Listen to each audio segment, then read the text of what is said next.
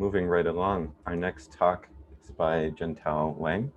Juntao is a graduate student at Harvard, working with Yuling Chen.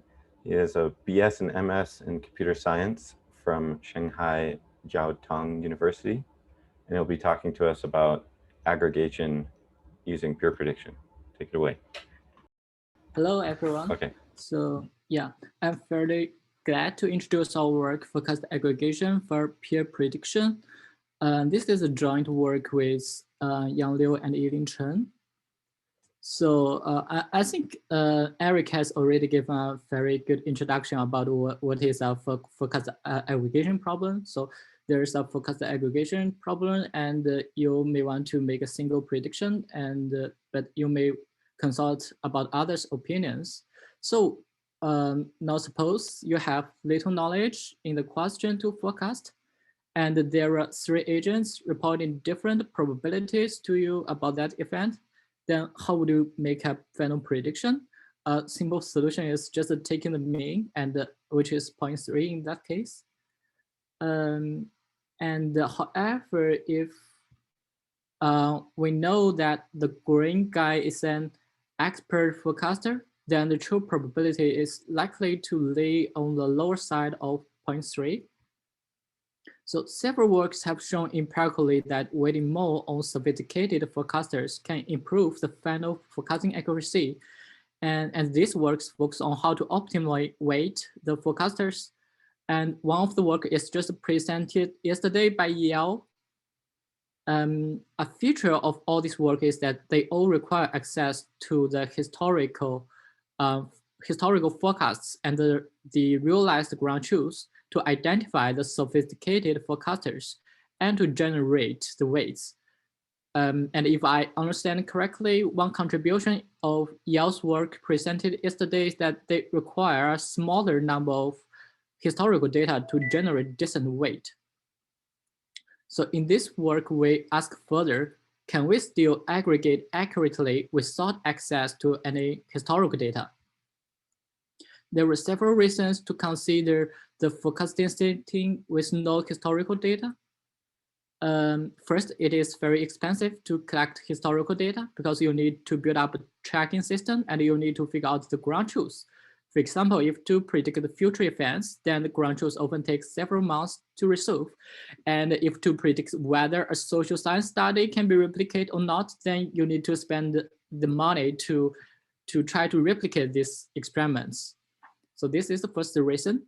And second, in most crowdsourcing scenarios, the participation population is relatively random. You cannot always hope to get a population of which you have the historical data. And third, due to the privacy issues, most crowdsourcing platforms are not allowed to share their users' historical data to you. And that is why we consider the forecast setting with no access to historical data. And our answers to this research question is positive. Our approach still relies on the philosophy that weighing more on sophisticated forecasters give more accurate final predictions. But now the problem is how to identify these expert forecasters without using the historical data. To solve this problem, we borrow the mechanisms from multitask peer prediction literature. These multitask peer prediction mechanisms are originally designed as reward mechanisms that incentivize agents to report their prediction truthfully. And the main feature of these mechanisms that are that they do not require access to any ground truth information. And indeed, they only use peer forecasters' predictions to compute the reward of a certain forecaster. That is different from the scoring rule just introduced by Eric. So that is to say, simply given a possibly incomplete prediction metric of a set of forecasters on a set of independent forecasting questions like this, then this mechanism will automatically compute a reward for each agent. Generally, the rewards reflect how similar a forecaster's predictions are to their peers' predictions. But we ask that first, will these rewards also reflect agents' potential prediction accuracy? And are they sufficiently accurate in reflecting agents' accuracy such that they can be used to improve the forecast aggregation performance? So for the first question, I would say not all peer prediction mechanisms reward will reflect the prediction accuracy, but some of the mechanisms try to recover some informativeness metrics or accuracy metrics in expectation to reward agents. So here on the left column of the table, we list the 5 such peer prediction mechanisms, and we list the corresponding metric each of the mechanisms recovers on the right column of the table. So they either reflect how informative the predictions are towards the ground truth, or they're just a measure of accuracy, such as strictly proper scoring rules. So that is to say, each 2 scores in the same row will rank the agents in the same order. But all these theoretical properties are held under certain assumptions. So we want to see whether their performance is still good in real forecasting data. So we tested on 14 real-world human forecasting dataset and found that the top agent selected by each of the peer prediction method actually have a higher accuracy. So this table gives you the average mean breadth score at each top level of agents. And the breadth score is range from 0 to 2 and is oriented in loss form such that the 0 actually means perfect prediction and no errors. So that means the top forecasters under each peer prediction scores actually do have better breadth scores. Now with above evidence, we can now move to the second question. Can peer prediction scores indeed improve the forecast aggregation accuracy? So to investigate this problem, we adopt an empirical approach because for the setting with no historical information, we can hardly make and test any assumptions on the real data that we need to aggregate because we just do not have any ground truth information.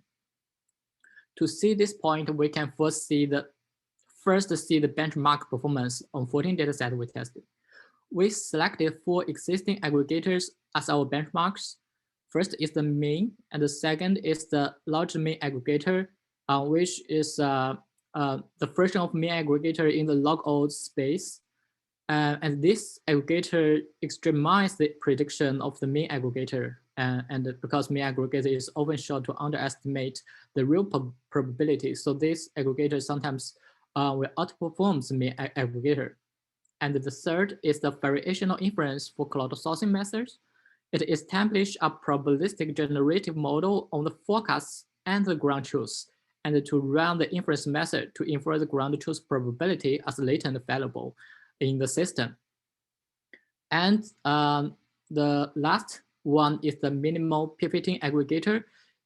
It is developed from the similar surprisingly popular aggregation and can output a probabilistic prediction instead of a binary fault, but it requires additional information, additional forecasting information. So, and all these aggregators have different features and nice theoretical guarantees on the different assumptions.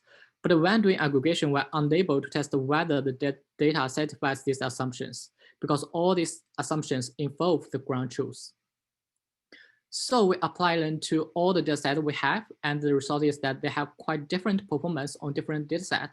In this table, the right highlights the worst one benchmark among the 4 benchmarks, and the board is the best. And for example, we can see that the variational inference method actually have perfect prediction on these 2 datasets. But when it comes to the other 3 datasets, it actually performs worse than random guess. So the same thing applies to the other benchmarks in this 14 dataset. Now let's go back to our aggregator, and we will see that we will see later that they demonstrate much more consistent performance than the benchmarks. We first introduce how we incorporate peer prediction mechanisms into aggregator. We actually use a very simple way. We just compute the peer prediction scores for each agent. And in our setting, we gave the scores another name, the peer assessment scores. just to distinguish that the case, these scores are not necessary to satisfy the incentive properties required by the peer prediction scores, but we can use these peer prediction scores as peer assessment scores. Second, we select a number of top forecasters according to the peer assessment scores. And third, we just need to apply the base aggregator over the selected subset of forecasters on each question. And in our experiment evaluation, we use one of the 5 previously mentioned peer prediction mechanisms as the peer assessment scores. And we use the 2 benchmarks, the logit and the mean aggregator as the base aggregator. And these combinations forms 10 aggregators, which we call the peer assessment score aided aggregators. And now let's first see how the number of top agents select influence the accuracy of PS aided aggregators. In these 2 figures, the horizontal lines are the accuracy of the base aggregators, the mean and the logit. And the curves are the performance of the PS aided aggregators that build upon this base aggregator. And in this particular data set, we found that the top agent, no matter what % of top users we selected, they always outperforms the original base aggregator. And in general, we observe that selecting top 5% to top 20% forecast all give very similar performance. So the aggregators are not very sensitive to the number of top agents selected. And in our experiments, we will select top 10 forecasters on all data set we tested. And now let's see the detailed performance of all aggregators of the 14 data sets.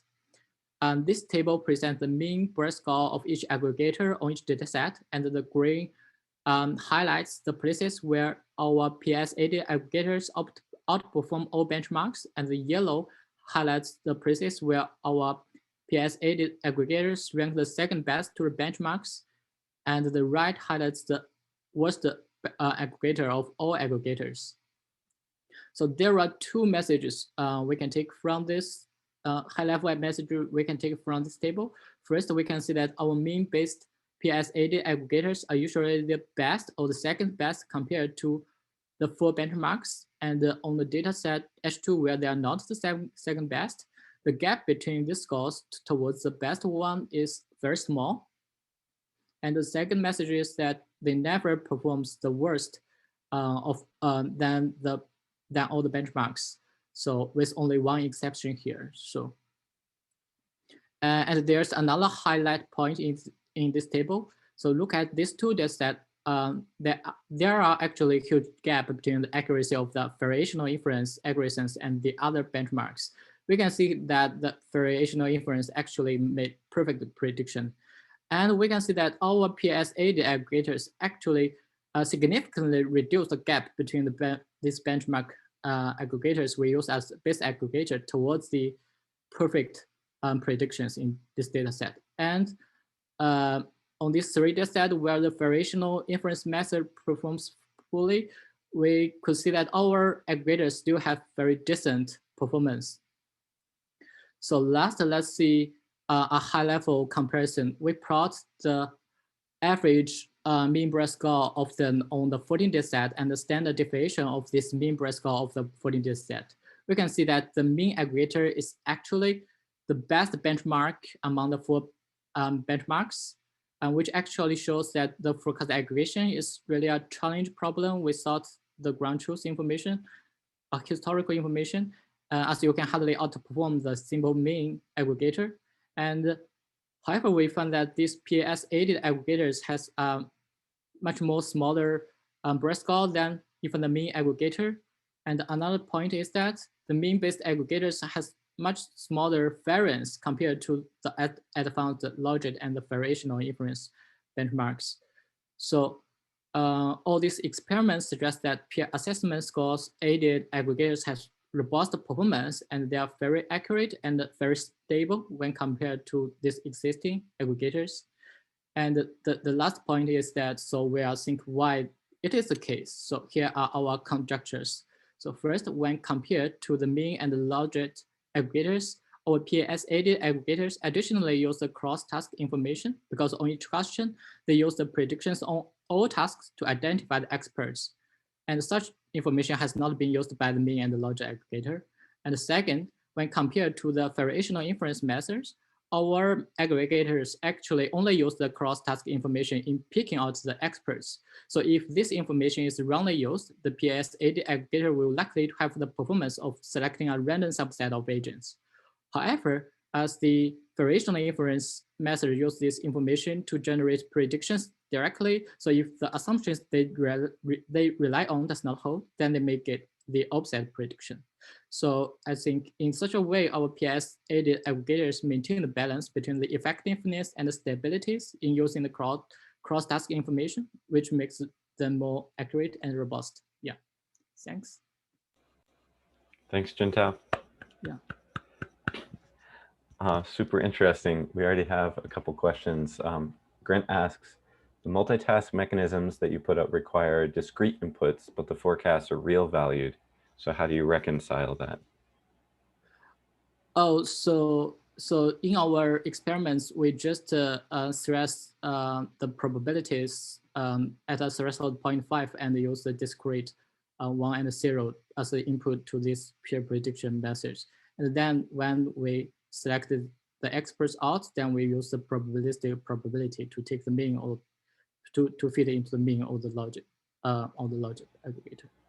Yeah, and some of the mechanism actually, peer prediction mechanism actually could have the probabilistic inputs, but 3 of them just use binary. Yeah. Next, Asa asks, why are there so many NaN entries for the MP aggregator in that table that you showed? Okay. So the NaN, because on the NaN entries, the dataset with the NaN entries, they do not have the additional information required by the minimum p-fitting aggregator. So this is basically a Bayesian choose-for-Saturn type of aggregator. So it requires an additional question asking about what's your opinions about the others' predictions. But on some dataset, we just do not have this data. Yeah. Okay, for time, probably just one more question. Yeah. Sorry, Yuchi. Pavel asks, on which questions do you compute the PAS? Just on the question for which forecasts are aggregated or across all available questions? Yeah, we computed across all available questions, and that refers to our aggregator actually use the cross-task information to aggregate. So that's the difference from the single task aggregators such as the mean and logit.